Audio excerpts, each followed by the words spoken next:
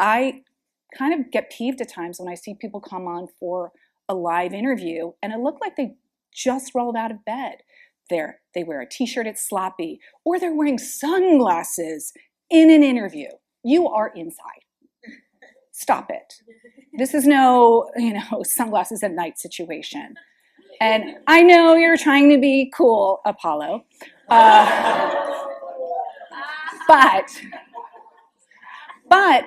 I want to see your eyes when we're talking.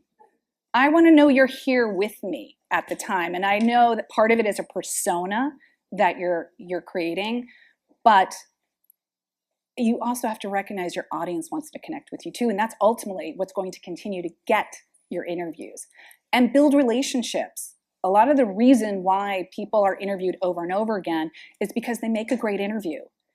They share, not necessarily sharing everything about their life, but they're sharing great stories that when that person goes back and they air it or they print it, other people respond to it and say, they were a great interview. First of all, maybe they were a kind person, or they're funny, or they're easy to engage. The worst interviews I've had are the ones that are boring. Yes or no answers, or I am pulling. I am trying to tease out more content. So I am going back and sharing something that someone learns something about them. I always know when I interview Jessica Chastain or Amy Brenneman, we're talking about activism. And that is their choice. And then I'm very active, particularly about reproductive rights. So we will have those conversations. That's sometimes where the interview will lead, because that's who they are and that's what they want to share. So just as you might tell a story in a song, tell a story in your interviews. And sometimes, again, just like I'm saying, make that list of what you want. Make a list of stories.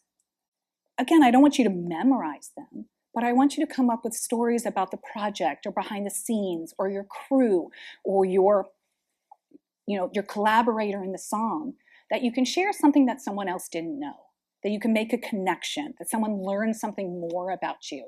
And then you take those stories and you make them more concise. We call them soundbites. Knowing that you're going to have different kinds of interviews, you might have to take that same story and say, here's the long version, here's the YouTube long form, here's the YouTube short.